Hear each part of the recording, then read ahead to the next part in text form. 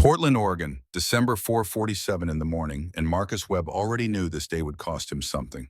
The scream came through the thin apartment wall like it always did, Dylan's voice breaking apart in the dark, calling for someone who wasn't there anymore. Marcus was on his feet before his brain caught up, bare feet hitting cold linoleum, muscle memory taking over where sleep had failed. Dylan's room smelled like the lavender spray the school counselor had recommended 6 months ago. Didn't work then, didn't work now. The boy sat upright in twisted sheets, eyes open but not seeing sweat plastering dark hair to his forehead. 8 years old and already carrying weight that made grown men buckle. Marcus knelt beside the bed close enough to ground him but not touch. Touch made it worse during the nightmares. The therapist had explained it twice patiently, like Marcus was the child who needed teaching. Give him space to come back. Let him find you instead of forcing yourself into his panic. The waiting stretched. Dylan's breathing slowed by degrees, the kind of gradual shift you could miss if you weren't watching for it. His eyes focused first on the Spider-Man poster Marcus had hung crooked on purpose. Dylan liked fixing things, finding order in small chaos. Then the bookshelf with its neat rows of graphic novels. Finally Marcus. No words. Dylan had never spoke after the nightmares, not anymore.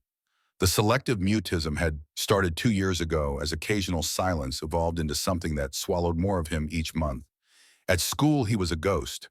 At home, he was better mostly, but nights like this reminded Marcus how fragile better really was. Marcus stayed on his knees until Dylan's shoulders dropped, until the boy reached for the glass of water on the nightstand. Small sips, 3 of them. Routine was safety.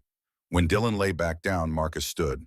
His lower back protested too many years bent over industrial sinks, scrubbing pans that weighed more than his son. He kept the grimace off his face. Kids noticed everything, especially the ones who'd learned to watch instead of speak.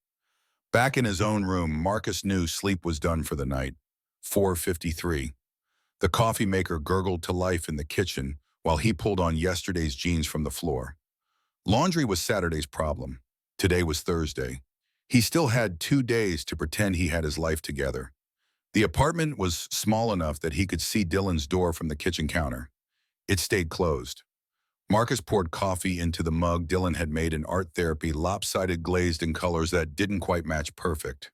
He drank it black because buying milk meant one more thing to remember, one more variable in the constant equation of making it through. 5:30, Dylan's alarm would go off in an hour. Marcus used the time the way he always did, scanning the job listings. He wouldn't apply for calculating. Rent, he'd barely make, staring at the phone bill he'd already paid late twice. The arithmetic of survival never balanced. It just reset every month and demanded you try again. 6:15.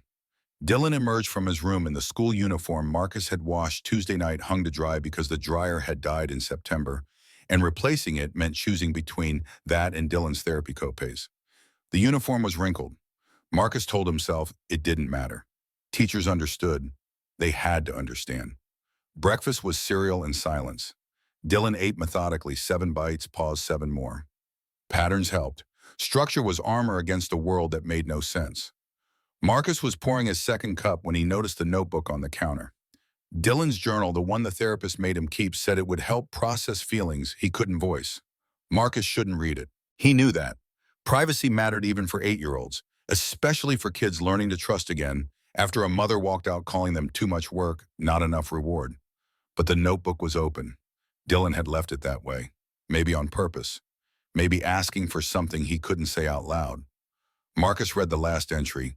The letters were careful, pressed hard into the paper like Dylan was trying to make them permanent. Today I raised my hand 7 times. Mrs. Delaney called on me 0 times. I think I'm invisible. The coffee turned bitter in his mouth. Marcus flipped back 1 page, then another. Brady pushed me in the hallway. I said, "Excuse me." He looked right through me like I wasn't there. At lunch, I tried to sit with the other kids. They kept talking like I didn't exist. Maybe I don't. Dad says be brave. But what if being brave doesn't work?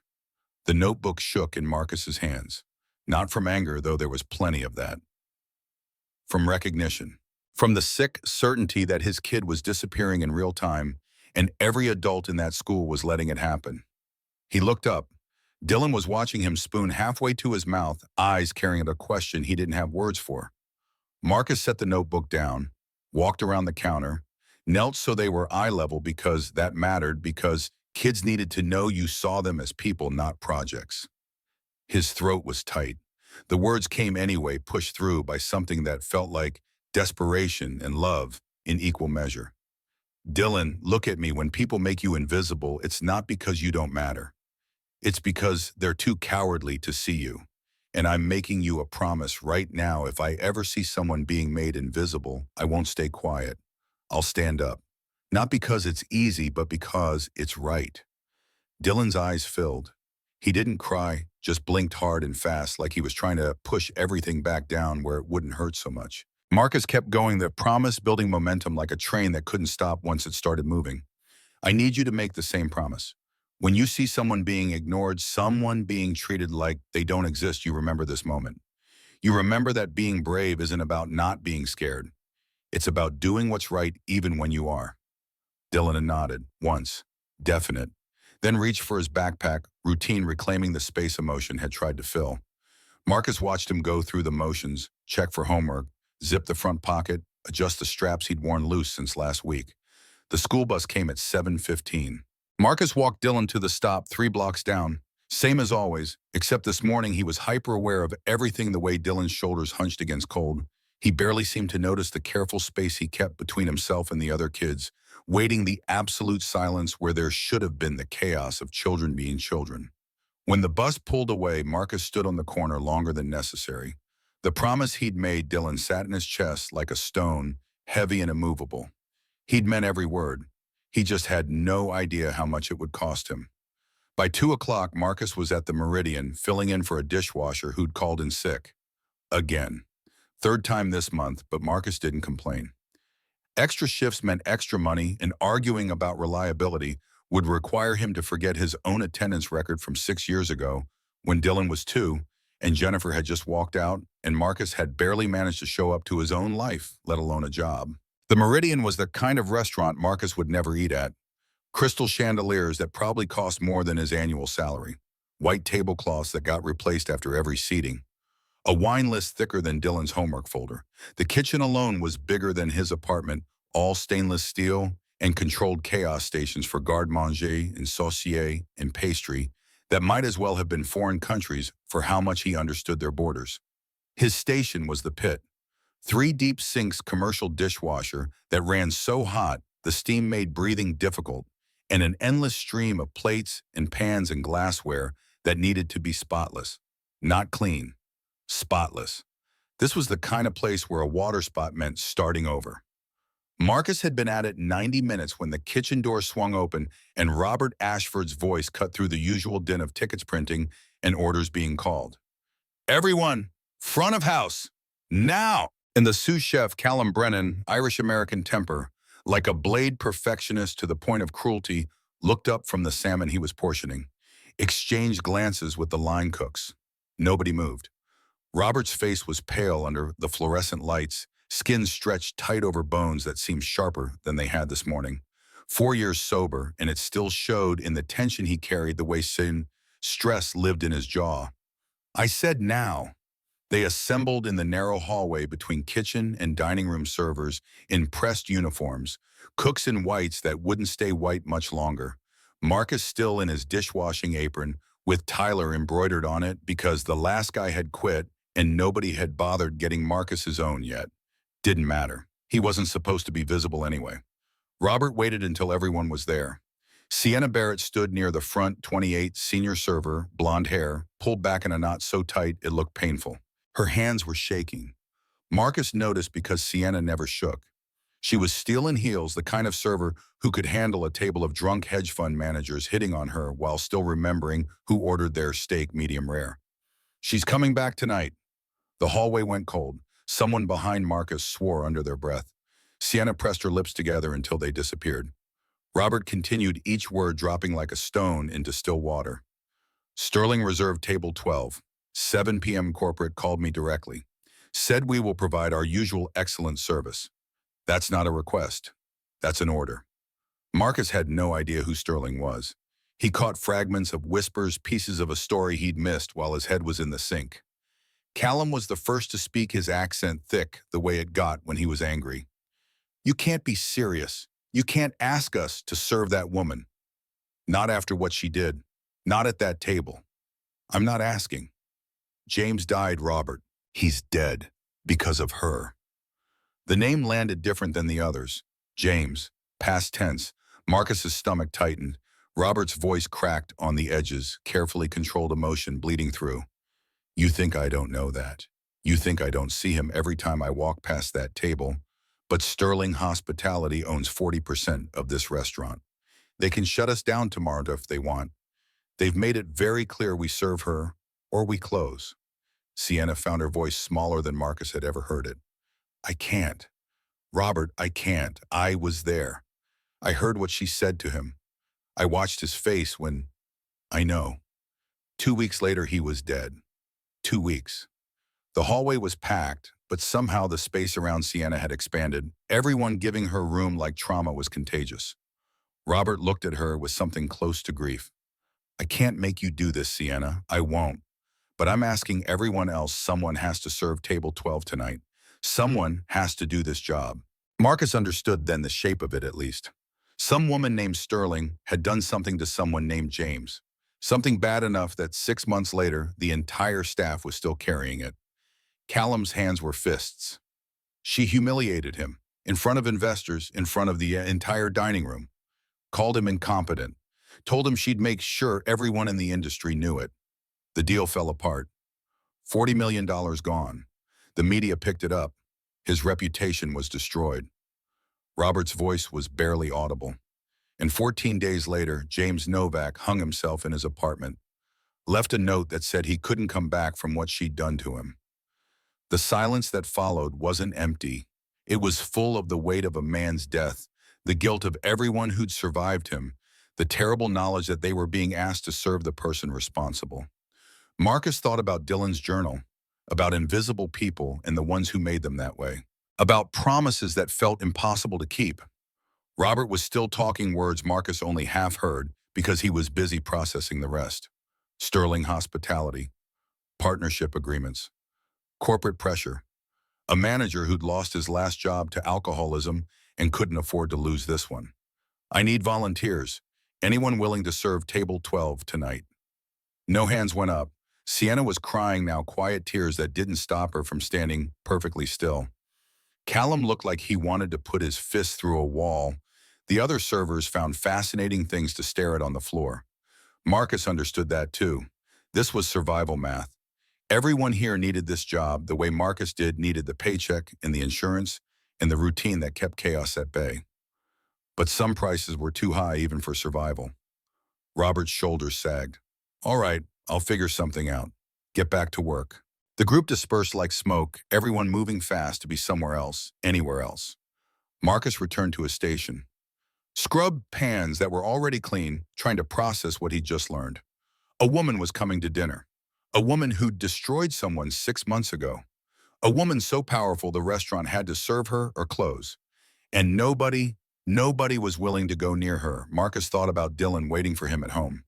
About the promise he'd made this morning. About doing what was right when it wasn't easy. He went back to scrubbing, kept his head down, told himself it wasn't his problem.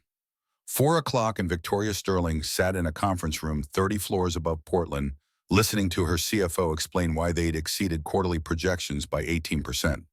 The board members around the polished table nodded approval, made notes, asked questions designed to show they'd been paying attention. Victoria heard none of it. She was thinking about the sleeping pills in her office desk, the ones her doctor had prescribed when the insomnia started 6 months ago. 2 pills every night. The bottle said 1. Her doctor didn't understand that 1 wasn't enough to stop the dreams. Her assistant Kimberly, efficient and terrified in equal measure, slipped her a note during the CFO's presentation. Victoria read it without reaction, years of practice keeping her face neutral. The Times running anniversary piece on Novak. Ice Queen who broke a chef is the working headline. Victoria folded the note, set it aside, continued listening to projections and profit margins and all the numbers that proved she'd built something that mattered. The meeting ended at 4:45. Handshakes, congratulations, board members filing out with the satisfied air of people who'd just gotten richer without doing anything. Victoria waited until the room was empty before allowing herself to breathe. Kimberly appeared in the doorway, tablet in hand, already moving to the next crisis. The Times wants a comment. I've drafted a standard no comment response, but send it. Your reservation at the Meridian is confirmed for 7. Mr. Ashford sounded nervous when I called. Victoria almost smiled. Nervous. That was one word for it. Anything else? Kimberly hesitated. That was new. In 3 years, she'd learned to deliver bad news without flinching, to schedule impossible meetings and make them happen, to anticipate Victoria's needs before Victoria knew she had them. Hesitation meant something had gotten through her armor. The team is worried about optics. Going back to that restaurant on the 6-month anniversary with the Times running a piece. I don't pay them to worry about optics. I pay them to run my company. Of course, I'll let them know. Kimberly left. Victoria remained in the empty conference room, looking out at Portland, spread below her, like a map she'd already conquered. Sterling Dynamics occupied 3 floors of this building. Her company, her vision, built from nothing but fury and determination and the absolute refusal to ever be powerless again. She thought about the reservation. Table 12. The same table where she'd eviscerated James Novak 6 months ago for serving undercooked lamb to investors whose $40 million deal had evaporated because of his incompetence. No, not incompetence. Sabotage. That's what it had been. The man had deliberately ruined her dinner, her deal, her reputation. She'd simply responded appropriately. If he couldn't handle honest criticism, that was his weakness, not her fault. Except he'd killed himself. 14 days after she'd finished with him, James Novak had decided a rope was better than trying to come back from the public humiliation she'd delivered. Victoria stood, walked to her office. The pills were in the bottom drawer behind files she never needed to access. She took 2 without water, swallowed them dry, and told herself it was fine. Everything was fine. She'd done nothing wrong. The lie sat in her throat like broken glass. Her calendar showed meetings until 6. She canceled them all. Went home to the penthouse overlooking the river glass walls and sharp edges. Everything expensive and nothing warm. The shower ran hot enough to hurt. The bourbon she poured was older than most of her employees. The dress she chose was black because it was always black. 6:45. Victoria stood in front of her bathroom mirror, applying makeup with the precision of someone preparing for battle. Foundation to hide the circles under her eyes. Mascara to make them look bigger, more intense. Lipstick the color of wine. She looked at herself and saw what everyone else saw. Power, control, success. The woman who'd clawed her way up from waiting tables in Seattle to running a tech empire worth billions. What they didn't see was the girl who'd been fired at 22 for serving the wrong wine to a VIP. The manager who'd screamed at her in front of the whole restaurant told her she was nothing, that there were 100 girls who could replace her. The way she'd walked out with her last paycheck and sworn on everything she had that she'd never be powerless again. 21 years. It had taken 21 years to build Sterling Dynamics into something untouchable.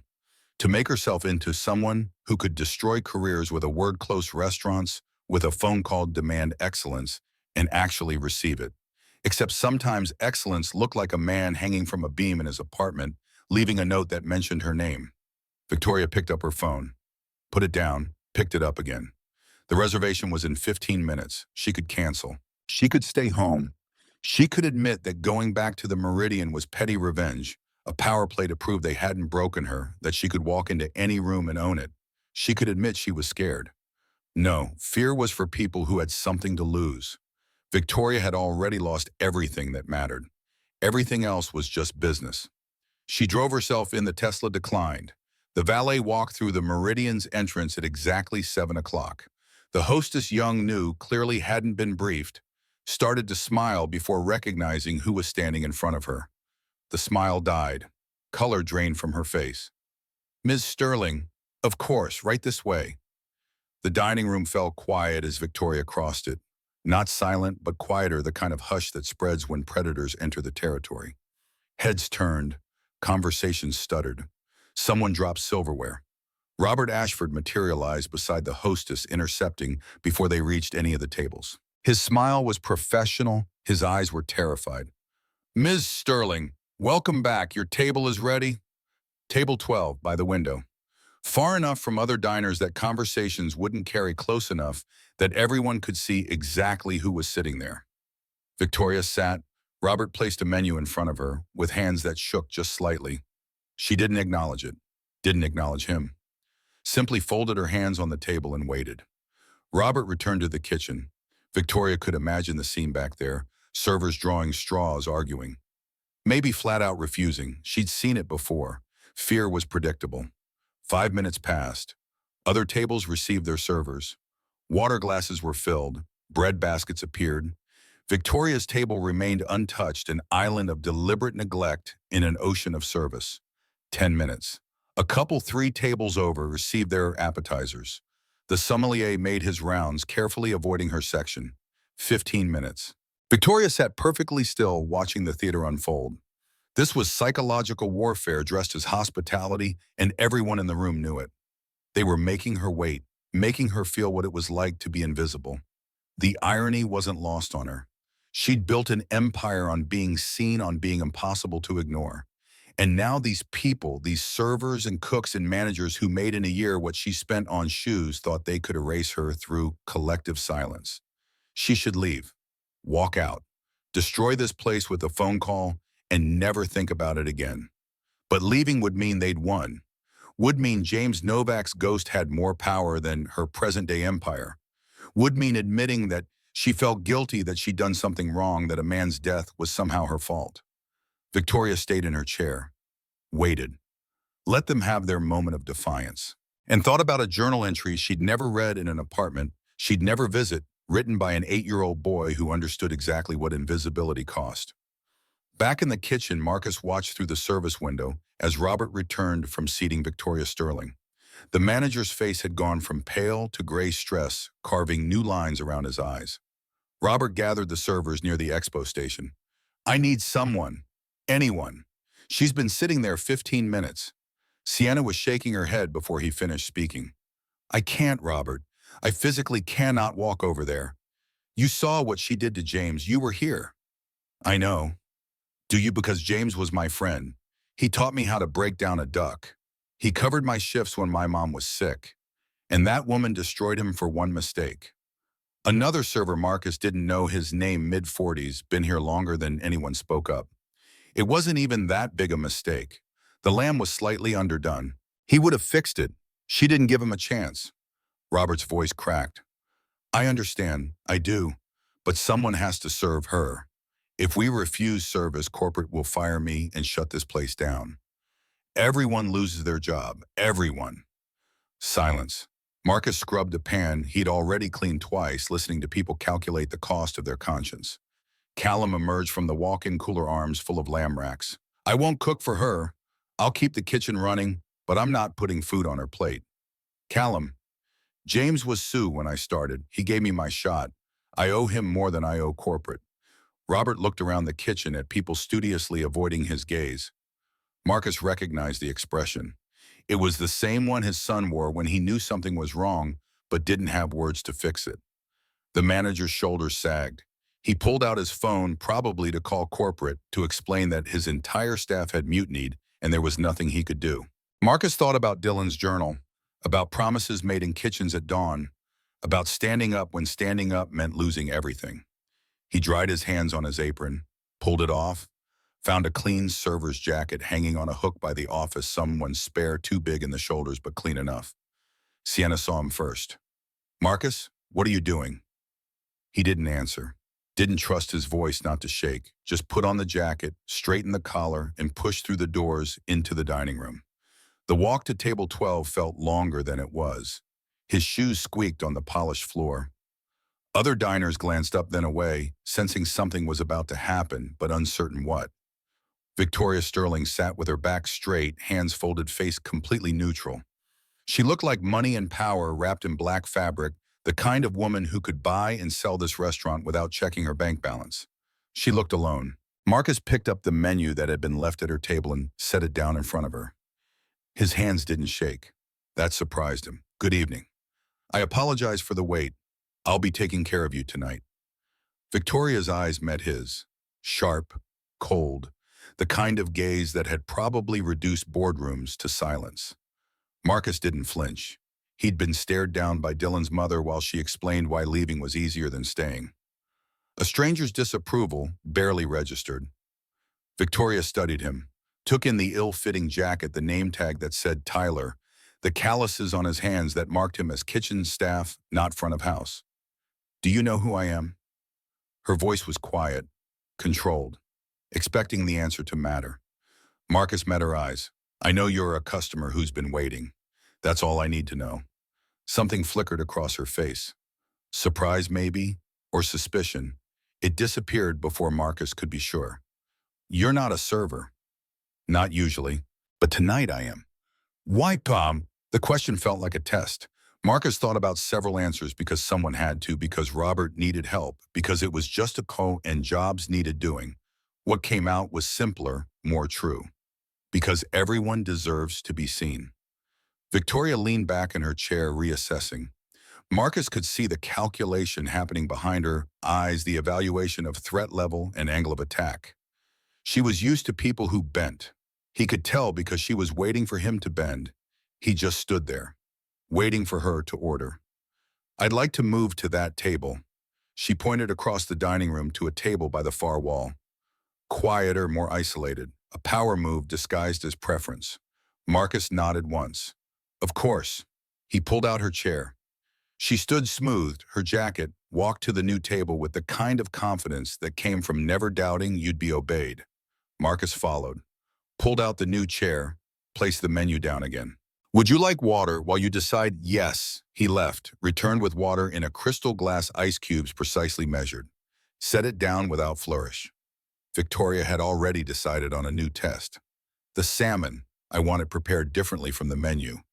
She listed specifications that made no sense together: internal temperature that required precision cooking, crispy skin that needed high heat, acid without citrus, techniques that contradicted each other. Marcus wrote it all down. "I'll talk to the kitchen." "You do that."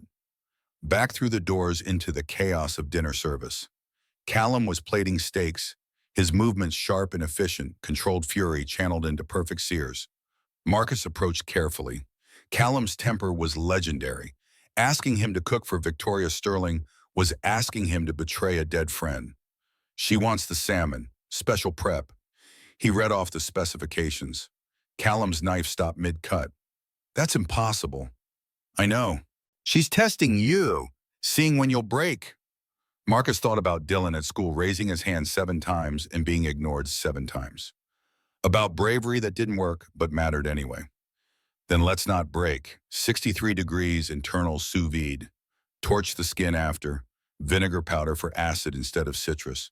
"You did it with the duck last month." Callum stared at him. The kitchen had gone quiet, other cooks listening to see how this would play out. "You've been paying attention." 6 years in the pit, I watch everything." "Why aren't you a cook?" "Because my son needs me home by 6. Callum's expression shifted. Something like respect, or maybe just recognition, that Marcus had his own battles that had nothing to do with this restaurant's drama. "All right, I'll do it. For you. Not for her." Marcus returned to the dining room. Victoria had sent back her water not cold enough. He brought a new glass with more ice. She sent back the bread too warm. He brought bread from a cooler batch. Each time she tested, Marcus adjusted. No apologies beyond professional courtesy. No scrambling. Just efficient correction and the quiet knowledge that he'd promised his son he wouldn't let anyone be invisible, even if that meant serving someone who'd made another man feel exactly that way. When the salmon arrived, perfectly cooked, skin crispy, plated with precision, Victoria looked up at him with something close to confusion. "You did well, better than I expected from someone in your position." "My position?" "Dishwasher playing server." Marcus felt his jaw tighten. Pride was a luxury he couldn't afford, but it surged anyway. "I'm not playing anything. I'm doing a job that needed doing." Victoria set down her fork, leaned back, studied him with new intensity. "Do you understand what happens to people who cross me?" "I imagine they regret it." "Then why?" "I'm not crossing you. I'm serving you dinner." And the honesty of it seemed to catch her off guard. She was used to people with angles, with agendas. Marcus had neither. He just had a promise he'd made that morning and enough stubborn pride to keep it. Victoria picked up her phone, typed something. Marcus waited. After a moment, she looked up. Marcus Webb. His name in her mouth felt like a threat. She knew who he was now, had probably found his name, his background, everything Google could tell her about a man who washed dishes in Portland. Interesting reading. Your son has selective mutism. Marcus's hands became fists. His voice stayed level through sheer force of will. That's not relevant to your dinner service. Everything's relevant when I ask. Then yes, my son has selective mutism, and I have salmon to serve to other tables. Will there be anything else? He didn't wait for her to answer, turned and walked back to the kitchen before the anger could show on his face. She'd crossed a line weaponizing Dylan against him. It was a reminder that power meant knowing where people were vulnerable and pressing exactly there. Robert caught him at the kitchen door. Marcus, my office, now. The office was small papers everywhere, the organized chaos of a manager barely keeping pace with demands. Robert closed the door, ran a hand through thinning hair. I have to suspend you, effective immediately. Marcus had known this was coming, still felt like getting punched. For serving a customer, for taking a table without authorization, for overstepping your position, for doing what you asked, someone had to serve her. I meant one of the trained servers. Not you, not without understanding what you were walking into. Marcus thought about Robert's face during the meeting. The desperation, the fear of losing everything he'd rebuilt after alcoholism had taken the first version of his life. You needed help, I helped. And now I need to show corporate that appropriate discipline was applied. If I don't suspend you, they'll think I'm not taking this seriously. What about what you said someone had to serve her or the restaurant closes? Robert's voice dropped barely audible. I know. God, Marcus, I know. But I can't protect you and keep my job. And if I lose this job, I'm done. 4 years sober and it won't matter. I'll be the drunk manager who couldn't handle pressure. Every door in this industry will close. Marcus understood then. Not just the mechanics of it, but the weight. Robert was drowning, trying to keep his head above water while everything pulled him down.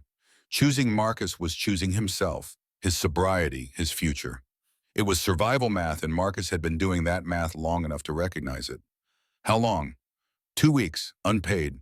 2 weeks without pay meant choosing between rent and Dylan's therapy, meant skipping meals, meant the kind of calculations that kept Marcus awake at 3 in the morning. All right, Marcus, I understand you're doing what you have to do. He started to leave. Robert's voice stopped him. For what it's worth, you did something tonight I couldn't do. You stood up, even knowing it would cost you. Marcus didn't turn around. My son needed to know his father wasn't a coward. That's worth more than 2 weeks' pay. He pushed through the door back into the kitchen. Sienna was there, eyes wide. Robert suspended you. Yeah. That's not right. You were helping. Marcus untied his apron, hung the borrowed jacket back on its hook, started to leave. Victoria Sterling was standing in the kitchen doorway. The entire kitchen froze. Customers didn't come back here. Ever. It was health code. It was protocol. It was an unspoken rule that separated the people who ate from the people who made eating possible. But Victoria Sterling didn't care about rules she didn't write. She looked past the stations, past the shocked cooks, directly at Robert emerging from his office. What are you doing? Robert's face went white. Ms. Sterling, this is staff area. I asked what you're doing. Internal personnel matter, being addressed appropriately. Victoria's voice could have cut diamonds. You're punishing him for doing what your entire staff refused to do. He violated protocol. He provided service. Excellent service. Better than I've received at restaurants charging twice your prices. If anyone should be disciplined, it's the manager who let a customer sit alone for 15 minutes. The kitchen was silent. Marcus could hear his own heartbeat. Robert tried to recover ground. I understand your perspective, but do you, because it seems like you're punishing competence and rewarding cowardice? Is that really the message you want your staff to learn? Marcus stepped forward. His pride was screaming at him to shut up, accept the help, let the powerful woman rescue him. His self-respect had other ideas. Miss Sterling, I appreciate this, But I don't need you to fight my battles. Victoria turned to him. The look on her face was pure confusion. Excuse me. I made my choice. I'll accept the consequences. That's between me and my employer. For the first time since she'd walked in, Victoria Sterling looked uncertain. You're refusing my help. I'm saying I can handle this myself. I don't need a white knight. I need my dignity. Something passed between them. Understanding, respect, the acknowledgement that Marcus wasn't playing by the rules she was used to, where her intervention meant gratitude and submission. Victoria turned back to Robert. Then let me be clear. As a customer, I'm informing you that I received exceptional service tonight. If you choose to punish that, I'll make certain Sterling Hospitality understands exactly what kind of establishment you're running. It wasn't subtle. It was threat-wrapped in politeness power wielded with precision. But she'd also stepped back, let Marcus keep his self-respect while still protecting him. Robert nodded stiffly. Understood. Marcus, finish your shift. We'll discuss this tomorrow. Marcus looked at Victoria. She was already walking out of the kitchen heels, clicking on tile back straight every inch the woman who owned rooms just by entering them. Except she'd just fought for a dishwasher. A stranger. Someone with nothing to offer her. Marcus didn't understand it, didn't trust it, but he finished his shift, cleaned his station, and clocked out at 9:30 with the strange certainty that something had shifted tonight in ways he couldn't name yet. Robert caught him in the parking lot. She waited by the cars, your cars, said she wanted to talk to you. Marcus found her by his 15-year-old Honda, looking out of place among the employee vehicles with their dents and rust and prayers they'd start one more time. Victoria spoke without preamble. Why did you serve me when no one else would? Marcus thought about several answers. Settled on truth. This morning my son asked me why people ignore him at school. I told him being ignored doesn't mean you don't matter. It means the people ignoring you are too coward to see you. I promised him if I ever saw someone being made invisible, I wouldn't stay quiet. Victoria's expression fractured, just for a moment, then rebuilt itself into control. How old is your son? 8. She nodded slowly, seemed to be processing something that hurt. I want to do something for him. I don't want charity. It's not, she stopped, started again. I don't know what it is, but I need to do it. Marcus pulled out his phone, gave her his number against every instinct that said rich people didn't help poor people without extracting payment. Victoria saved it, looked at him one more time. You reminded me of something tonight. Someone I used to be before I forgot how. Then she got in her Tesla and drove away, leaving Marcus standing in the parking lot with the promise he'd made Dylan still sitting in his chest like a stone, except now it felt different. Lighter, like maybe keeping it had mattered after all. Marcus was halfway through the next pan when Robert appeared beside him, close enough that the words wouldn't carry to the rest of the kitchen. You should know the whole story, what you walked into tonight. The water scalded Marcus's knuckles. He adjusted the temperature without looking up. Robert's voice dropped lower, threading through the noise of tickets, printing, and oil sizzling. 6 months ago, Victoria Sterling reserved the private dining room, business dinner with Japanese investors. $40 million deal on the table. James prepared the meal himself. Lamb course perfectly seared, except he misjudged the internal temp.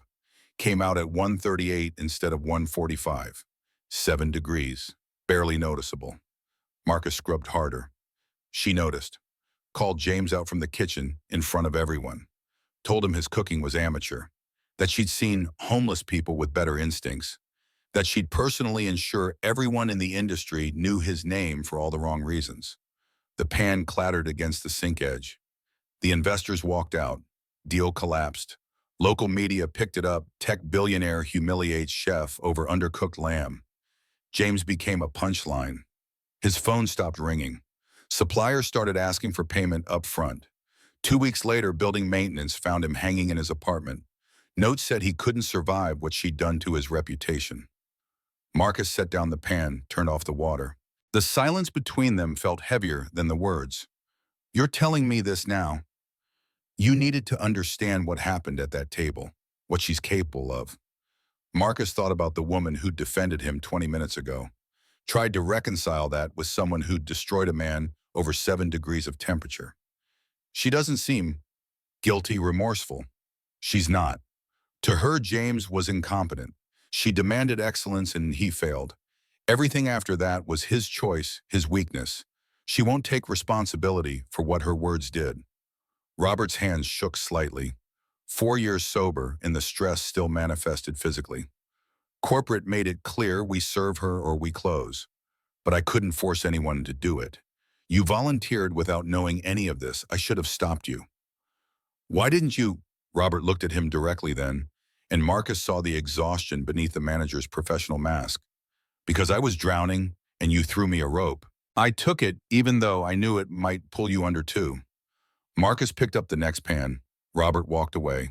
The confession hung in the air like grease smoke, visible and toxic and impossible to clear. At Dylan's school that morning, Mrs. Delaney had started class with vocabulary. 27 words on the board, definitions to copy, examples to create.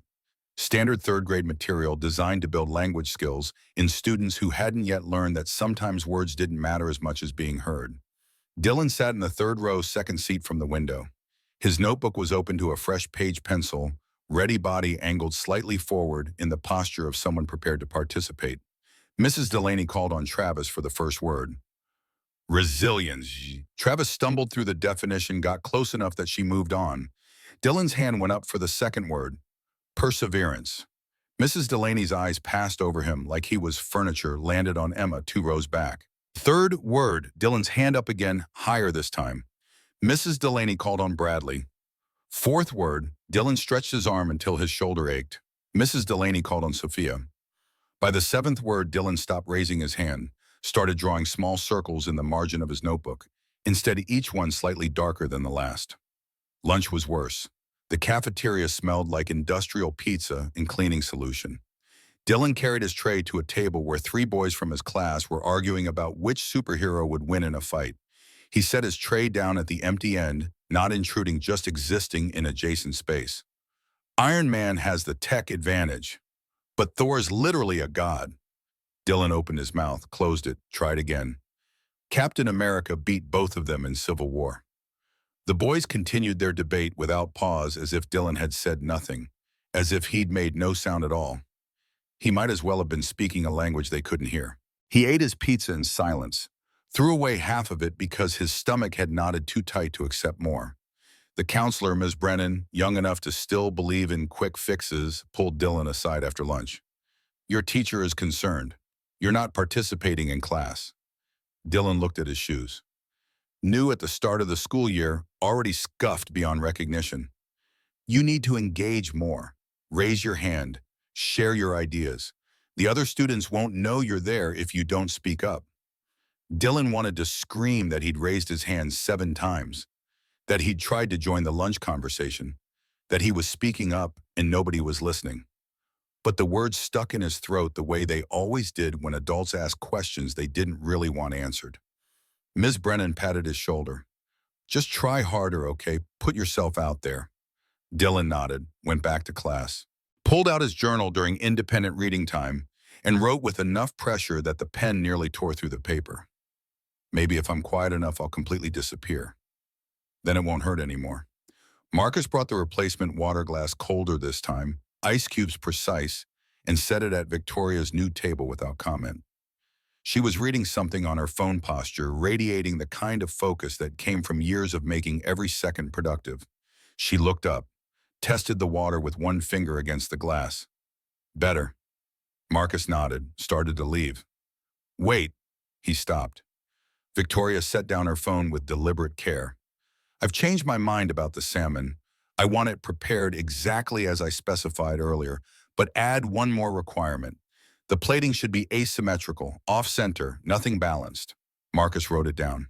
The request was designed to contradict Callum's instincts. The Irish chef was famous for his precision, his geometrically perfect plates. Asking for deliberate imbalance was asking him to fight his own nature. Anything else? You'll know if there is. Back in the kitchen, Marcus found Callum finishing a duck breast, the skin crackling and golden. He waited until the chef plated before speaking. She wants the salmon, same specifications as before, but plating needs to be asymmetrical. Callum's knife stilled midway through a garnish cut. She's mocking me. She's testing me. Through you. What's the difference? Marcus thought about Dylan's journal. About the difference between being invisible and being seen the wrong way. The difference is I don't break, which means you can't either. Callum's jaw worked. The kitchen sounds continued around them, orders firing, pans clanging, the constant percussion of dinner service. You know why I won't cook for her directly?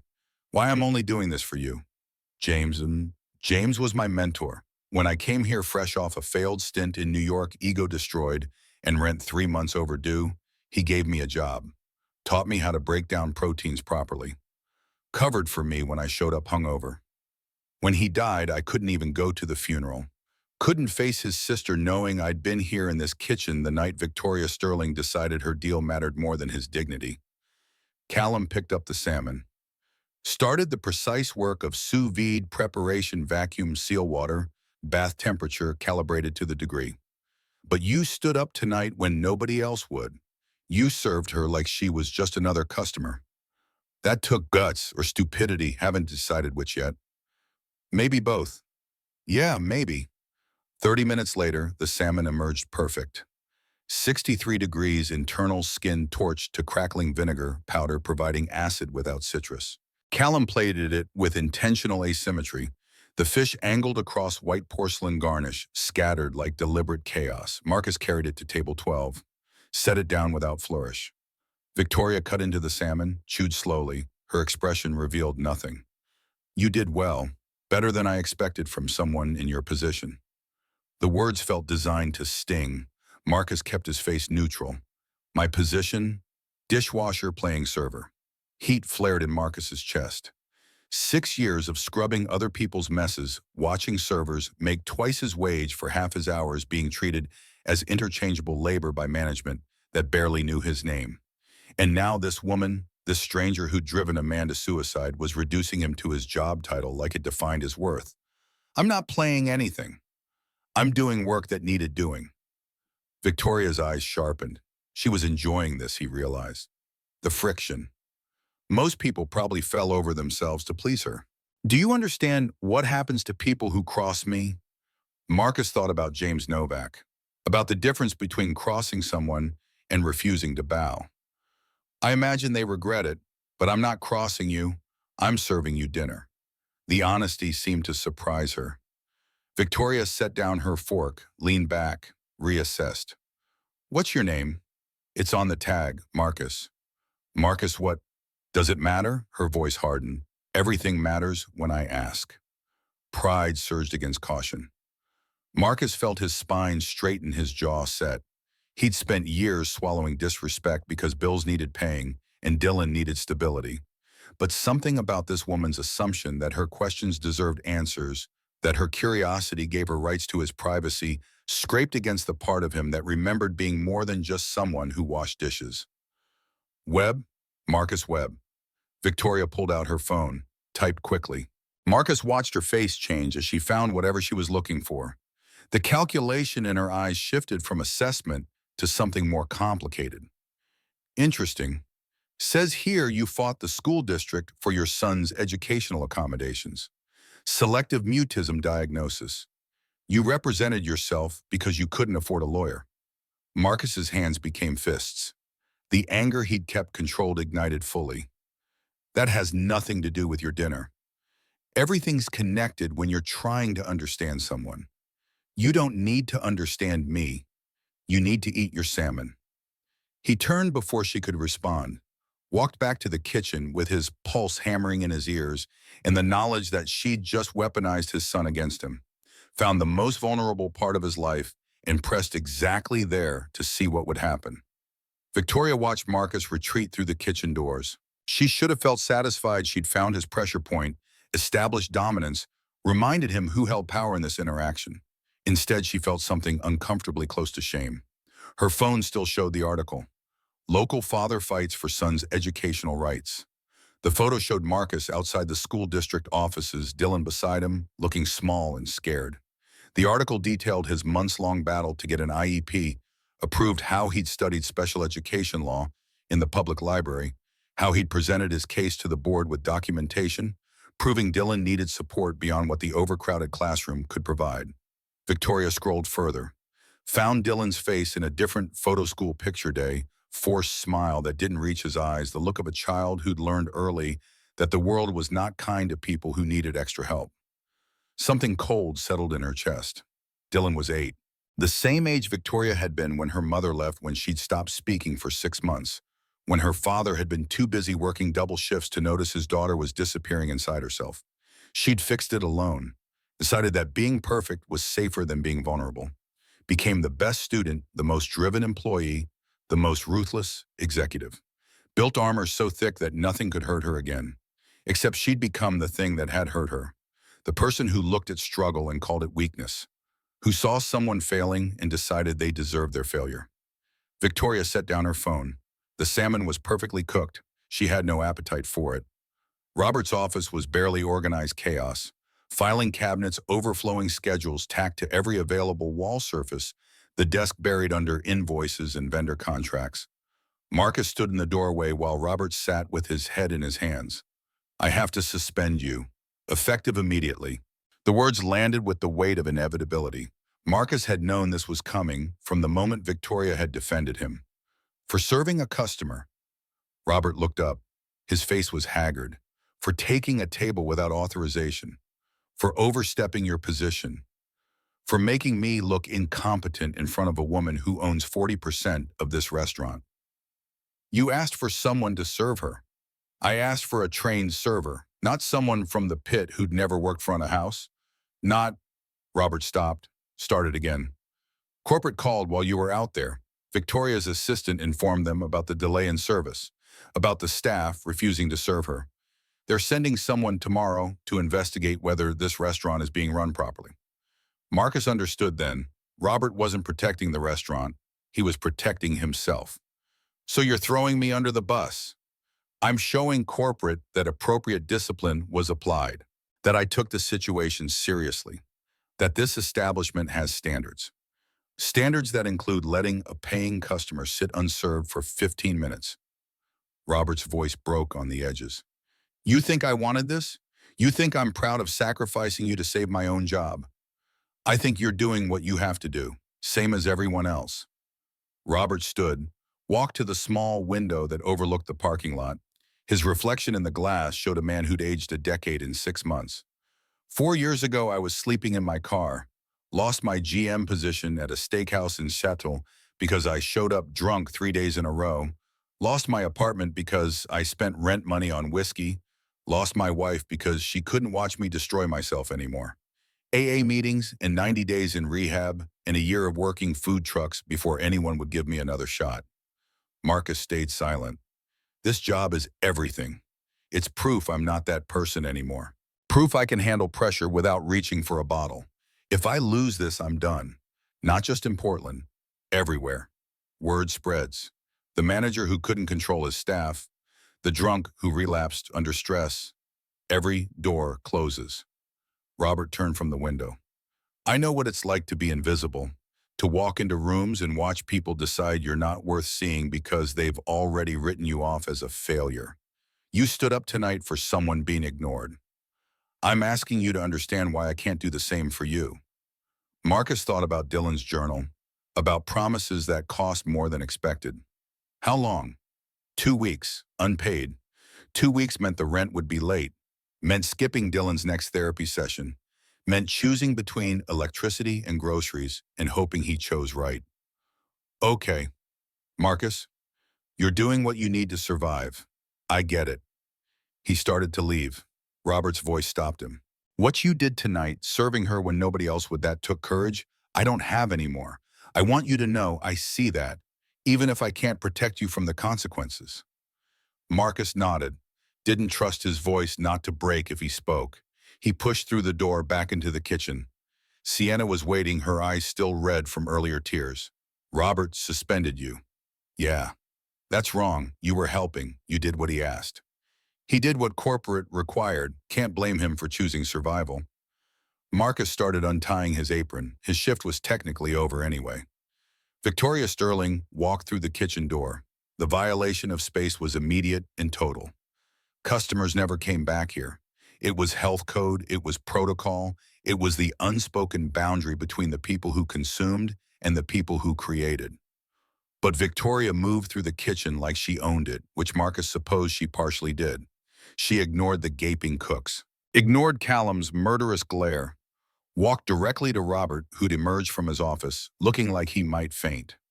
"What are you doing?" Robert's professional mask slipped. Fear replaced it. "Ms. Sterling, this is a staff-only area. I asked what you're doing." Addressing an internal personnel matter appropriately. Victoria's voice could have flash frozen the soup station. "You're punishing him for doing what your entire staff refused to do. He violated established protocol. He provided service. Exceptional service. The kind of service that separates restaurants that survive from restaurants that close. If anyone should be disciplined, it's the manager who allowed a customer to be ignored for 15 minutes. The kitchen had gone silent.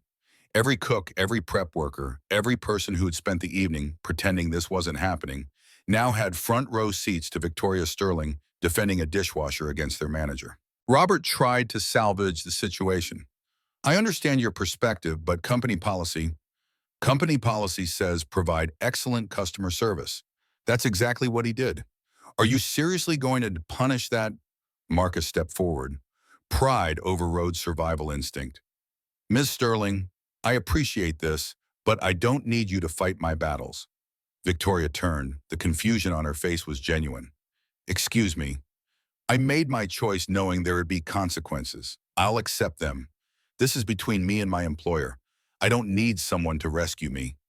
The words came out harder than intended. Marcus saw Sienna's eyes widen, saw Callum's barely suppressed grin, saw Robert's face cycle through relief and terror. Victoria studied him like he was a puzzle she couldn't solve. "You're refusing my help." "I'm saying I can handle this myself. I have dignity. I'd like to keep it." Something shifted in her expression. Respect, maybe. Or recognition that Marcus wasn't following the script she was used to, where her intervention meant automatic gratitude and submission. She turned back to Robert. Her voice was colder now, more calculated. "Let me be clear, Mr. Ashford. As a customer, I'm informing you that I received exceptional service tonight. Professional, attentive, exactly what one expects from an establishment of this caliber. If you choose to punish that level of performance, I'll ensure Sterling, Hospitality's board, understands precisely how you manage your staff." The threat was unsubtle. Robert's face went gray. "I hear you, Ms. Sterling. Marcus, finish your shift. We'll discuss this tomorrow." Victoria walked out without another word. The kitchen slowly resumed breathing. Sienna touched Marcus's arm. "You just told Victoria Sterling you didn't need her help." "Yeah. Nobody does that. People beg for her help. They trade favors and connections and whatever else she wants just to get her attention." Marcus pulled off his apron. Then maybe somebody needed to remind her that not everything's for sale. He clocked out at 9:30. The parking lot was mostly empty, just employee vehicles and the last few customer cars. Marcus was halfway to his Honda when he saw her. Victoria stood beside her Tesla, arms crossed, looking out of place among the aging sedans and pickup trucks that served as transportation for people who counted quarters. "I need to understand something." Marcus stopped, exhausted and angry, and completely unprepared for whatever this was. "Why did you serve me when no one else would?" The question felt genuine, like she actually wanted to know. Marcus thought about lying, making it about duty or professionalism, or any of the acceptable reasons someone might do their job despite personal feelings. What came out was truth. "This morning my son asked me why people ignore him at school. I told him being ignored doesn't mean he doesn't matter. It means that people ignoring him are too cowardly to see him. I promised him that if I ever saw someone being made invisible, I wouldn't stay silent." Victoria's face did something complicated. Pain and recognition and something harder to name. "You served me because of your son. I served you because I promised him I'd be brave. I can't teach him courage if I don't have it myself." The parking lot lights hummed. Traffic passed on the street beyond. Victoria seemed to be processing something that didn't compute. "How old is your son?" "8. The number hit her visibly. She looked away. "I was 8 when my mother left. Told my father I was too much work, not enough reward. Walked out and never looked back. Marcus hadn't expected that. Vulnerability from someone who'd spent the evening testing his breaking point felt incongruous. I stopped speaking for 6 months after she left. Selective mutism, though nobody called it that in the 90s. My father worked construction double shifts to keep the apartment. Didn't notice I'd gone silent. Teachers thought I was shy. Classmates forgot I existed. Victoria's hands unclenched, reclenched. The motion looked involuntary. I fixed it myself. Decided being perfect was safer than being vulnerable. Top grades, best scores. Never gave anyone a reason to overlook me again. Marcus understood where this was going, saw the shape of it in her rigid posture. And you built a company on that, on never being powerless. I built an empire in demanding excellence, on refusing to accept mediocrity. If people can't meet my standards, that's their failure, not mine. The defensiveness was a wall. Marcus recognized it because he'd built similar walls around his own vulnerabilities. James Novak was incompetent. I didn't say he wasn't. Victoria stopped, looked at him. I don't know enough about cooking to judge whether he was incompetent. What I know is a man died. And everyone in that building is carrying the weight of that, including you. Her face went carefully blank. I didn't kill him. No, but you're not sleeping, either are you. The question landed like a physical blow. Victoria's composure fractured completely for 3 seconds before she rebuilt it. That's none of your business. You made my son your business when you looked him up on your phone. Seems fair to return the observation. Silence stretched. Victoria's hands were shaking slightly. She shoved them in her pockets. I built everything by demanding perfection. Excellence. If I soften now, everything I've created falls apart. Marcus thought about Dylan raising his hand 7 times and being ignored 7 times. About the difference between demanding excellence and crushing people.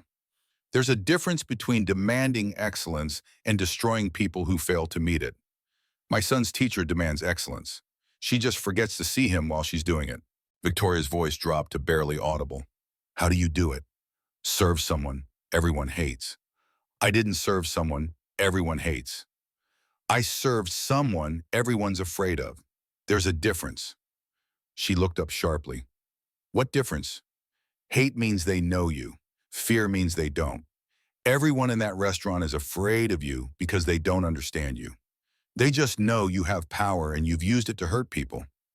Victoria was quiet for a long moment. And are you afraid of me? Marcus considered the question honestly. No, I'm wary. You're dangerous, but I'm not afraid. Why not? Because I've already lost everything that mattered. My wife left. My son barely speaks. I wash dishes for a living and can barely afford his therapy. You can fire me, blacklist me, make my life harder. But you can't make it worse than it already is. That gives me freedom you don't have. The truth of it seemed to stun her. Victoria leaned against her car, and for the first time all evening, she looked less like a billionaire and more like a woman who was very, very tired. I spent 20 years making sure I was never invisible again. I became so visible that I blinded myself to everyone else. The admission felt raw, unplanned. Marcus sensed this wasn't a conversation she'd intended to have. But you can see now, that's something. I'm trying, some days are better than others. A car passed on the street. The moment stretched. I want to do something for your son. Marcus's guard went up immediately. I don't want charity. It's not charity, it's... Victoria stopped, seemed to be searching for words that fit something she didn't fully understand herself. I saw his photo in that article. He looks the way I felt at 8. Invisible. Like he's disappearing and nobody notices enough to care. I can't go back and fix what happened to me. But maybe I can help him. Marcus wanted to refuse. Pride demanded it. But he thought about Dylan's journal about the way his son was slowly erasing himself and knew that pride was a luxury he couldn't afford. What are you offering? Let me think about it. I need to figure out what help looks like that doesn't come with strings. She pulled out her phone. Your number. Marcus hesitated. Giving Victoria Sterling access felt dangerous, but he'd already crossed so many lines tonight that one more hardly mattered. He gave her the number. She saved it. You reminded me of something tonight. Someone I used to be before I forgot how. Victoria opened her car door, paused. Your son is lucky, having a father who stands up even when it cost him everything. He doesn't feel lucky. No, but he will, eventually. She drove away. Marcus stood in the parking lot watching her taillights disappear, trying to process what had just happened. A billionaire who'd destroyed a man 6 months ago had just asked for his phone number and promised to help his son. It made no sense. Unless Victoria Sterling was exactly as lost as everyone she'd made invisible. Unless being seen had nothing to do with power and everything to do with being known. Marcus got in his Honda, started the engine on the third try, drove home with the knowledge that he'd just made a promise to Dylan come true in the strangest way possible and had no idea what it would cost him tomorrow. Victoria's penthouse was 40 floors above the city glass walls on 3 sides, offering views she'd stopped noticing years ago. The lights below moved like blood through arteries, constant circulation that never quite reached the heart. She stood at the window with bourbon she hadn't tasted and sleeping pills she'd already swallowed too when the prescription said one watching Portland, pretend to sleep. 11 p.m. Her laptop sat open on the granite counter, search results still glowing. Marcus Webb had a digital footprint smaller than most teenagers. No social media, no professional networking profiles. Just traces a school district meeting, minutes mentioning his name, a local news article about parent advocacy, public records, showing an apartment rental in a neighborhood where sirens were background noise. She dug deeper, found the divorce filing from 3 years ago. Jennifer Webb had filed on grounds of irreconcilable differences, requesting full custody initially before settling for Marcus having primary placement. The court documents were sparse, but telling mother relocated to San Diego 6 months post-divorce, remarried within a year, visited Dylan twice since. Victoria pulled up the advocacy article again. The photo showed Marcus outside the school district offices, Dylan pressed against his side, both of them looking like they'd just survived a battle and knew more were coming. The article detailed Marcus's 8-month fight for an individualized education plan, how he'd researched special education law at the public library, how he'd presented documentation to the board proving Dylan needed support beyond what an overcrowded classroom could provide, how he'd won barely and only after threatening legal action he couldn't afford. The school was listed in the article. Washington Elementary. Victoria searched it. Test scores below state average. 34 students per class. Budget cuts every year since 2020. Teachers stretched so thin they could barely manage the curriculum, let alone notice which students were disappearing. She found Mrs. Delaney's profile on the school website. 15 years teaching 3rd grade. Probably exhausted. Probably doing her best with resources that weren't enough. Probably had no idea one of her students was erasing himself in real time. Victoria's chest tightened. She recognized that erasure. Had felt it at 8 when her mother packed 2 suitcases and walked out saying Victoria was work without reward. Had felt it for 6 months while her father worked construction doubles and came home too tired to notice his daughter had stopped speaking.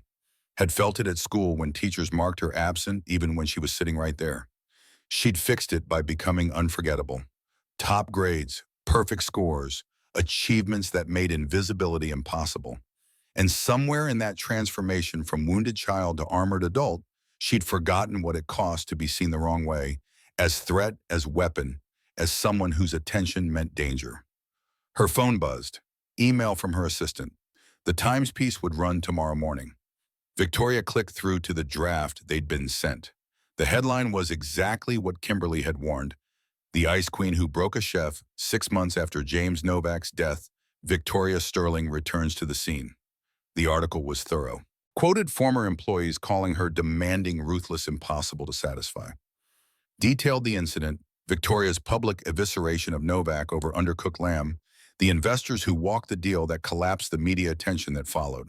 Mentioned Novak's suicide note. Listed previous instances where Victoria had destroyed professional relationships over perceived failures. It painted her as exactly what she was. Someone who'd turned survival instincts into corporate philosophy. Who'd weaponized her fear of powerlessness until everyone around her was afraid. Victoria closed the laptop. The bourbon tasted bitter. The pills were starting to work, making her thoughts syrupy and slow.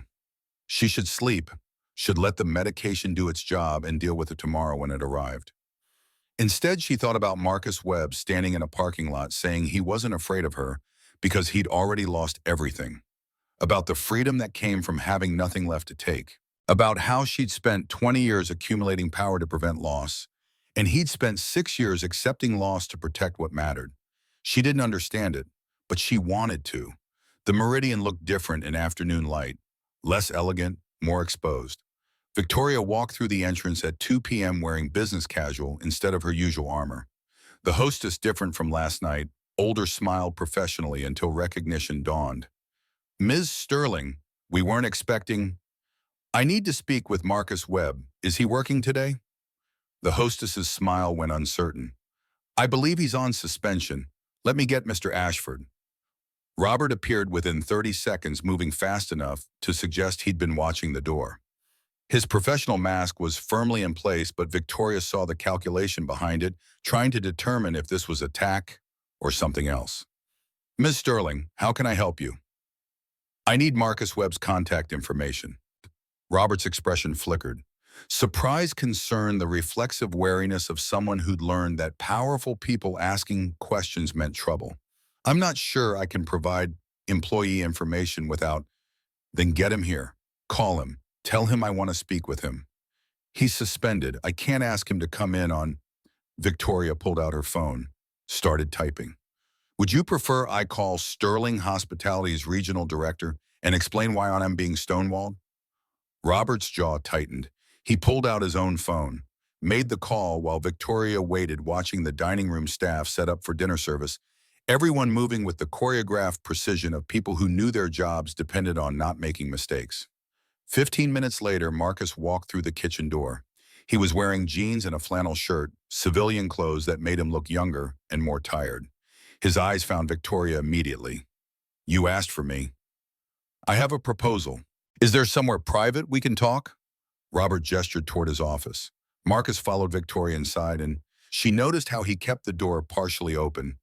Not quite trusting, not quite afraid, just careful. Victoria didn't waste time. Sterling Dynamics has an educational foundation. Scholarships grant support for students from underprivileged backgrounds. I want to offer your son a full scholarship to Pacific Academy. Marcus's face went carefully neutral. What's Pacific Academy? Private school specializing in communication disorders. 12 students per class, speech therapists on staff, teachers trained in selective mutism intervention. Your son would be seen there. Actually seen. The words hung between them. Marcus leaned against the wall, arms crossed. Why? Because I saw his photo and recognized something. And because I can help.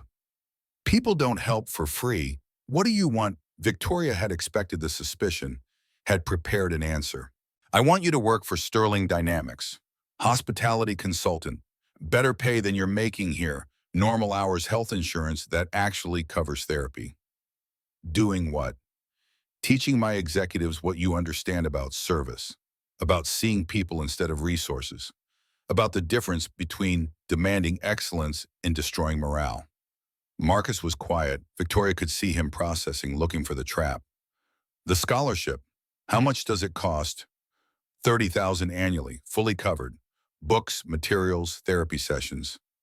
And in exchange, I work for you. You work for yourself. I'm just the one paying you to do it. Marcus's hands were fists in his pockets, the defensive posture of someone who'd been offered help before and learned it came with hooks. I need to think about it. Of course, but I need an answer soon. Pacific Academy's mid-year admission window closes in 2 weeks. Marcus pushed off the wall, started toward the door, stopped. Why are you really doing this? Victoria met his eyes. Because I saw myself in your son. The 8-year-old version who stopped speaking after my mother left, who learned that being invisible hurt less than being seen and rejected. I can't go back and fix what happened to me, but maybe I can keep it from happening to him. The honesty surprised her. She hadn't planned to reveal that much. Marcus studied her face like he was trying to read a language he didn't quite speak. I'll call you tomorrow.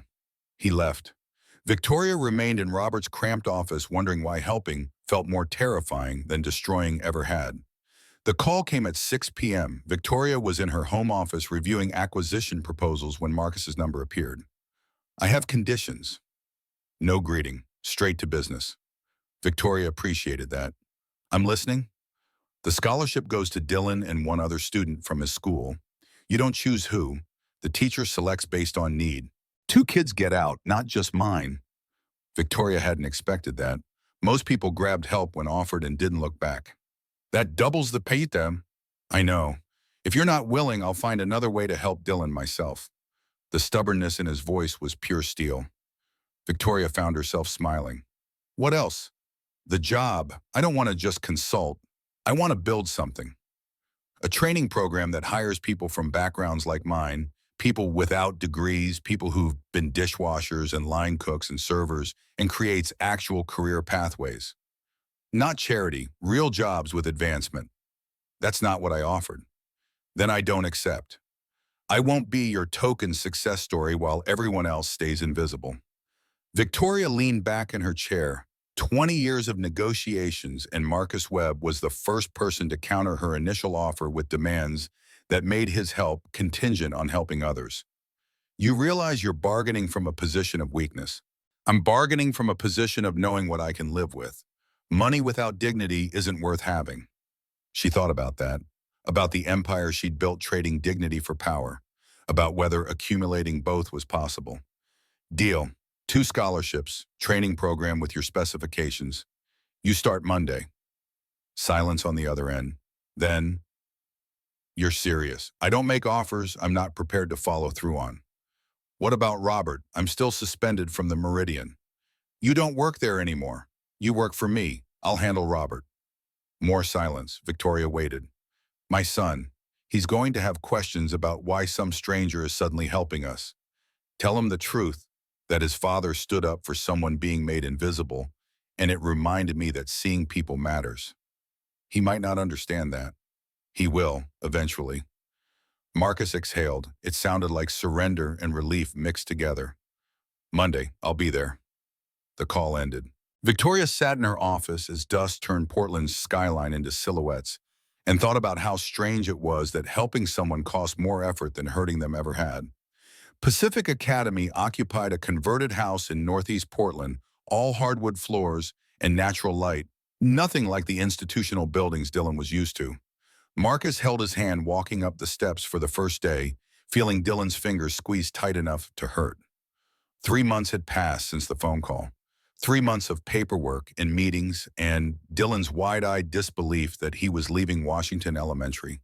The second scholarship had gone to Eloise Hartley, 8-year-old daughter of the cafeteria worker. Same invisible child in a different row. Mr. Whitmore met them at the door. 40-year-old warm smile handshake that included Dylan instead of going over his head. Dylan, I've been looking forward to meeting you. Dylan pressed against Marcus's leg. Whitmore crouched to eye level. I know new schools are scary. I know talking is hard sometimes. That's okay here. We have lots of ways to communicate. You can speak when you're ready. Until then, we listen with more than our ears. He handed Dylan a small whiteboard and marker. Your classroom is upstairs. Ms. Sarah has 12 other students waiting to meet you. Some of them talk a lot, some talk a little, some don't talk at all yet. Every kind of communication is valued here. Dylan looked up at Marcus. The question in his eyes was clear. Is this real? Marcus squeezed his shoulder. It's real. I'll pick you up at 3. Whitmore led Dylan upstairs. Marcus watched them go, his son's small frame disappearing around the corner, and felt something in his chest unlock slightly. Not hope exactly, more like the absence of constant dread. Week 4. Dylan spoke his first complete sentence to the speech therapist. Marcus got the call at work, his new office at Sterling Dynamics, where the title on his door said Director of Inclusion Initiatives, and the work involved interviewing candidates from backgrounds corporate America usually ignored. He said, I like drawing dinosaurs. Full sentence, clear pronunciation. Then went silent again, but it's progress. Week 8. Dylan volunteered an answer in class, wrote it on his whiteboard. The water cycle has 3 parts. Ms. Sarah read it aloud, and the class responded with encouragement instead of judgment. Dylan didn't speak, but he smiled. Marcus saw it when he picked him up, the difference between a child performing happiness and a child experiencing it. Week 12. Drop-off was routine now. Dylan had walked into the building without needing his hand held. At pickup, he waited by the door with another boy, both of them bent over a shared comic book. The other boy was talking. Dylan was listening, nodding present. Dad, this is Henry. He likes Spider-Man 2. Two sentences, unprompted, directed at Marcus like it was the most natural thing in the world. Marcus's throat went tight. Nice to meet you, Henry. That night, Dylan's homework included a writing assignment. Describe someone who helped you this year. Dylan wrote about a woman named Victoria who gave him a chance to be seen, who made his school small enough that teachers remembered his name, who made it possible for his dad to smile more. Marcus read it 3 times, put it in a folder he was saving for when Dylan was older and could understand what it meant that a stranger had cared enough to change their lives. At Washington Elementary, Mrs. Delaney stared at the empty desks where Dylan and Eloise used to sit. 2 students gone to a private school she'd never heard of, both of them kids she'd barely noticed until the paperwork came through requesting records transfer. She thought about Dylan's hand going up unanswered, about Eloise sitting alone at lunch, about the 32 other students still in her classroom, and wondered how many of them were disappearing while she focused on test scores and curriculum requirements and all the metrics that measured everything except whether children felt seen. Sterling Dynamics' quarterly board meeting had the energy of an execution. 12 executives around polished mahogany financial reports projected on screens, everyone waiting to see what Victoria would do about the numbers. The CFO, Gerald Trask, 56, loyal to spreadsheets above humanity, presented the restructuring proposal with the confidence of someone who'd done this before. 400 positions eliminated from support divisions, customer service, IT support facilities. The reduction saves 22%, annually increases profit margins, positions us favorably for the next acquisition. Charts appeared. Projections showed stock price climbing. The math was clean. Victoria listened without expression. Marcus sat 3 seats down, invited to this meeting specifically for what was coming. He'd spent the last month interviewing the people Gerald wanted to eliminate.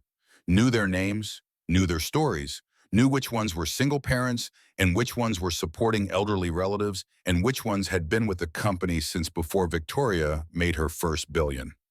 Gerald continued, the positions are redundant. Automation handles most of their functions now. Keeping them is inefficient. The board has approved similar restructuring 3 times previously. One of the board members, Sandra of Voss hedge fund background, cared about quarterly earnings above everything, nodded approvingly. The shareholders will respond well, especially with the Times piece still circulating. Shows we're focused on business fundamentals. Another board member murmured agreement. Victoria remained silent. Gerald wrapped up. I recommend we vote today. Implementation begins next week. Severance packages are minimal, but legal. Questions? Victoria set down her pen. No. The room went still. Gerald blinked. I'm sorry. Oh, no, we're not eliminating 400 positions. Gerald's professional composure slipped. Victoria, the numbers are clear. The numbers show profit. They don't show people. We're not doing this. Sandra leaned forward. With respect, this is sound business strategy. Every competitor has made similar cuts. We can't stay competitive if we're carrying unnecessary overhead. Victoria's voice was ice over steel. Those 400 positions represent people who keep this company running while everyone at this table takes credit. They're not overhead, they're the foundation, and I'm not destroying that foundation for a stock price bump. Gerald tried again. If we don't optimize, I'm not finished. The room went silent. Here's what we're doing instead. Executive compensation gets cut by 30%. That includes me. No bonuses this year, no stock options. We reduce middle management by restructuring bloated departments that duplicate work. We keep support staff and invest in actual training programs that create advancement opportunities. The board erupted. Voices overlapped. This is unprecedented. Shareholders will revolt, will be seen as weak. Victoria raised her hand. The room quieted. We built this company on innovation, on seeing opportunities others missed. When did we stop innovating in how we treat our own people? Marcus spoke for the first time. May I? Victoria nodded. Marcus stood pulling up his own presentation data he'd compiled over 4 months of interviews and research. Employee retention rates in hospitality and service industries. Companies that invest in visible career pathways have 60% less turnover. Training costs for new employees average $12,000 per person. High turnover costs more than retention. The 400 people you want to eliminate, they have institutional knowledge worth more than their salaries. He clicked to the next slide. Case studies from competitors who'd made similar cuts and seen productivity drop. In the kitchen where I used to work, we had a saying, use every part of the ingredient, don't waste. You're proposing we throw away our best ingredients because the easy way to cut costs is to cut people. That's not innovation, that's lazy. The metaphor landed harder than corporate jargon would have. Sandra's face tightened. You're comparing people to ingredients. I'm saying treating people like disposable resources costs more than investing in them. But you already know that. You just don't care because the cost shows up in metrics you don't measure. Gerald's face was red. This is highly inappropriate. Victoria cut him off. Marcus is here because I asked him to be. Because he understands something the rest of you have forgotten. Excellence isn't about cutting everything that doesn't immediately increase profit. It's about building systems that make people want to stay, want to contribute, want to be part of something that values them. She stood. Vote if you need to. But understand this, I built Sterling Dynamics from nothing. I own controlling interest. And I'm done building empires on invisible people. We keep the support staff. We cut executive compensation. We restructure intelligently instead of brutally. Anyone who can't support that is welcome to resign. The silence was absolute. Sandra spoke carefully. You're serious. I'm always serious.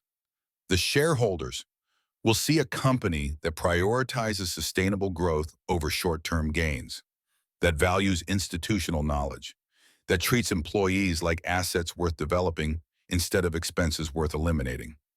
Gerald tried one more time. Victoria, this is emotional thinking. Business requires understanding that high turnover, low morale, and constant restructuring cost more than loyal employees who know their work matters. I'm not being emotional, I'm being strategic. You're just used to strategy that doesn't include caring whether people survive it. The vote was 6-5 in favor of Victoria's plan, close enough to hurt, clear enough to win. After the meeting, Sandra cornered Victoria in the hallway. That was political suicide. The street will crucify you. Victoria met her eyes. Then I'll be crucified. But I'll do it knowing I didn't destroy 400 lives to make rich people richer. Marcus appeared beside us as Sandra walked away. You almost lost. I know, but I tried. That's what matters. They walked toward the elevators. Marcus's phone buzzed text from Dylan's school. Picture attached. Dylan and 3 other students presenting a group project, all of them smiling. Dylan's mouth opened mid-sentence. Marcus showed Victoria. He's speaking in class now, not all the time, but enough. Victoria studied the photo. Dylan looked like a different child from the one in the advocacy article. Still small, still careful, but present in a way he hadn't been before. You did that, standing up at the Meridian. It started everything. Marcus shook his head. You did it, offering help that didn't require him to be anyone except himself. The elevator arrived. They rode down in comfortable silence, 2 people who'd started as stranger and customer and become something harder to define. Not quite friends, not quite colleagues, something built on mutual recognition of what it cost to be seen. The Meridian had closed its dining room for the memorial. 6 months to the day after James Novak's death, his family gathered with the staff who'd worked beside him, and the space felt both too large and too small for the grief it contained. Robert stood near the bar, sober and shaking. Sienna had brought flowers. Callum wore the chef's whites James had given him when he'd first started. The absence was louder than any presence could be. Victoria arrived at exactly 7 p.m. She'd debated coming, had written and deleted 3 emails explaining why she couldn't attend, had finally accepted that avoiding this meant avoiding accountability, and she'd spent 6 months learning that accountability was the price of trying to be better. The room went quiet when she entered. Not hostile exactly, just wary. She was the person who had set everything in motion, and nobody had forgotten that. Robert approached first. Miss Sterling, thank you for coming.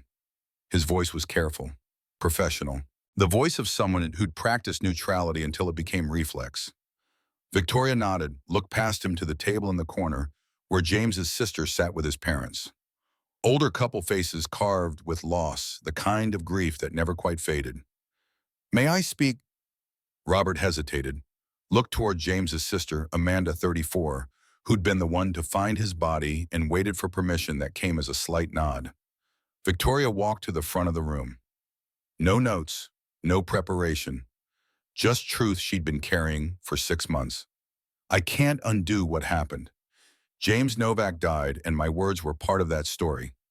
I've told myself I did nothing wrong, that demanding excellence isn't cruelty, that his response was his choice, his weakness, his fault." Her voice remained steady through discipline alone. "I was lying, to you, to myself, about what it means to wield power, about the difference between criticism and destruction. I saw James as an obstacle to my success, treated him like his failure mattered more than his humanity. And when he couldn't survive, that I blamed him instead of examining what I'd done." Someone in the back shifted. Sienna was crying quietly. "I'm not asking forgiveness. I'm stating fact. I failed, not just professionally but morally. I took someone's worst moment and made it public, made it permanent, made it impossible for him to recover from." Victoria looked directly at Amanda. "Your brother loved cooking, treated it like art, cared about every plate that left his kitchen. I reduced that passion to profit margins and dismissed him when he fell short. That was my failure, not his." Amanda's face was carved from stone. No tears, no softness, just the hard stare of someone deciding whether to accept anything Victoria offered. Victoria continued, "I'm establishing the James Novak Excellence Fellowship, annual grants for hospitality workers pursuing education. Not to make up for what happened, nothing can do that, but to honor what James represented. Dedication to craft, commitment to excellence that came from passion, not fear." She pulled out an envelope, set it on the table beside Amanda. "First year's funding, $50,000. Your family decides how to distribute it. I'll fund it annually, no strings, no publicity, just acknowledgement that James Novak mattered." Amanda picked up the envelope, looked inside, set it down. "This doesn't bring him back. I know. It doesn't make what you did acceptable." "I know that too." Amanda's voice was raw. "Then why are you here?" "Because running away would be easier, and I'm trying to learn that easy and right aren't the same thing." The silence stretched. Finally, Amanda nodded once. Not forgiveness, just acknowledgement that Victoria had shown up. Victoria returned to the back of the room. Robert continued the memorial. People shared stories, James teaching new cooks knife skills, James covering shifts, James bringing pastries he'd made at home to share. A picture emerged of someone, loved someone, missed someone whose absence had carved a hole that wouldn't heal. When it ended, Victoria slipped out quietly, found Marcus waiting in the parking lot, leaning against his Honda in the dusk. "You came. You invited me. I didn't think you would." Marcus straightened. "Dylan wrote about you for his homework, about how you gave him a chance to be seen. Seemed like I should show up when you were trying to do the same thing for James." They walked back into the restaurant. The memorial had transitioned to something softer, people sharing food, remembering together the communal grief that made loss bearable. Victoria found herself at table 12, the table where everything had started, where she'd destroyed James, where Marcus had served her despite knowing what she'd done. Marcus sat down across from her without asking. Usually people ask before joining someone's table. "You taught me rules are flexible when it matters." Victoria almost smiled. "How's Dylan?" "He gave his first oral presentation yesterday about invisible people in history, Harriet Tubman, Rosalind Franklin, people who did extraordinary things but were overlooked. He said being invisible doesn't mean you don't matter. It means the people not seeing you need to look harder." Victoria felt something crack in her chest. He's wiser than most adults. He learned from someone who looked harder when nobody else would. The weight of that settled between them. Victoria thought about the promise Marcus had made his son, about how keeping it had changed her life. "The training program you proposed. We're starting the pilot next month. 10 positions, entry level to management track. I heard. I've been interviewing candidates. I want you to interview me too." Marcus frowned. "For what?" for the position of someone who listens. I'm not good at it yet, but I want to be. Understanding dawned on his face. This wasn't about the program. This was about Victoria acknowledging she still had work to do. You're serious. I don't make offers I'm not prepared to follow through on. Marcus leaned back, studied her in the dim light. Dinner, Friday, somewhere quieter than this.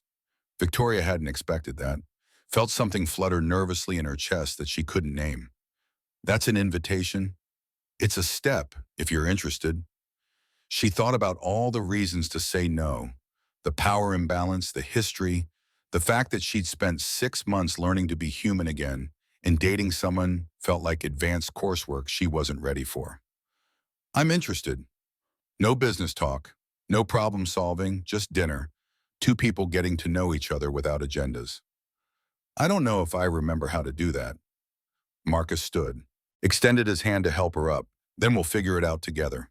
His hand was warm, calloused from years of work that left marks. Victoria took it, let him pull her to her feet, held on a moment longer than necessary because it felt like crossing a threshold she'd been circling for months. 1 year later, and Dylan no longer had nightmares every week, just occasionally. Manageable. Marcus still woke when they happened, still went to his son's room, still waited while Dylan came back from whatever darkness sleep had taken him to. But the journal entries had changed, less about being invisible, more about projects and friends and things learned. Dylan's handwriting had improved. His vocabulary had expanded. He spoke in class regularly now, though still carefully still, choosing moments instead of filling silence. Pacific Academy's spring showcase had him presenting on adaptive communication. Dylan stood in front of parents and teachers, explaining how some people spoke with words, and some with actions, and some with silence that meant more than noise. He stumbled twice, caught himself, finished strong. Marcus watched from the audience beside Victoria, who'd attended despite having no official connection to the school beyond funding scholarships. She'd started coming to Dylan's events 3 months ago, started joining them for dinner twice a week, started becoming part of their lives in ways that felt natural instead of forced. They were careful, slow. Marcus still carried wariness about women who left. Victoria still carried armor against vulnerability, but they were trying, and trying mattered more than perfection. At Sterling Dynamics, the inclusion program had hired 47 people in its first year. Former servers became project managers. Kitchen workers became operations analysts. People with experience instead of degrees, skills instead of credentials, potential that traditional hiring processes missed. Sienna Barrett was in the second cohort pursuing hospitality management while working full-time. Robert Ashford had celebrated 5 years sober and gotten promoted to regional manager. Callum Brennan was opening his own restaurant, small-focused, built on the principle that excellence meant seeing people, not just serving them. The Times ran a follow-up piece, From Ice Queen to Inclusive Victoria Sterling's Transformation Year. It was less hostile than the first article, still skeptical, still watching to see if the changes were real or performance. Victoria kept the article in her desk drawer. Read it when doubt crept in. Reminded herself that transformation wasn't a destination. It was ongoing work that required showing up daily. The letter arrived on a Tuesday, Dylan's careful handwriting on the envelope. Marcus brought it to their Friday dinner, a routine now this weekly meal, where they talked about everything except work. He wanted me to give you this. Victoria opened it carefully. Dear Miss Sterling, my dad says you helped us when you didn't have to. I want you to know something. That day you met my dad, I wrote in my journal that I wished I could disappear. But now I don't want to disappear anymore. I want to be seen. And I want to help other people be seen too. When I grow up, I want to be like my dad. And I think you want to be like him too. That's okay. He's pretty great. Your friend Dylan Webb, P.S. My dad says it's okay to be a work in progress. You're doing good. Victoria read it 3 times, her vision blurred on the second reading. By the third, she'd stopped pretending the tears weren't there. Marcus waited, didn't offer comfort or try to fix, just sat with her while she processed what it meant that an 8-year-old had seen her clearly enough to offer grace. He's right, you know, about being a work in progress. Victoria folded the letter carefully, put it in her purse. I'm keeping this. I figured you would. What did you tell him about us? Marcus considered the question. I told him you're someone who made mistakes and is trying to fix them, that you're learning to see people the way he needed to be seen, that we're all figuring things out as we go. That's generous. It's accurate. They finished dinner. Marcus drove her back to her building, walked her to the entrance like he always did, this careful courtship that honored boundaries while slowly dismantling them. Next week, Dylan has a field trip to the Science Museum. He asked if you wanted to come. Victoria felt panic and pleasure war in her chest. Meeting someone for dinner was one thing. Attending their child's school event was statement-making. Are you sure?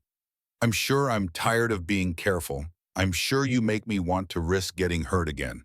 I'm sure Dylan likes you, and my opinion of you matters more than anyone else's. He kissed her, gentle, brief, the kind of first kiss that promised more when they were both ready. Victoria kissed him back, pulled away before it could deepen. The museum.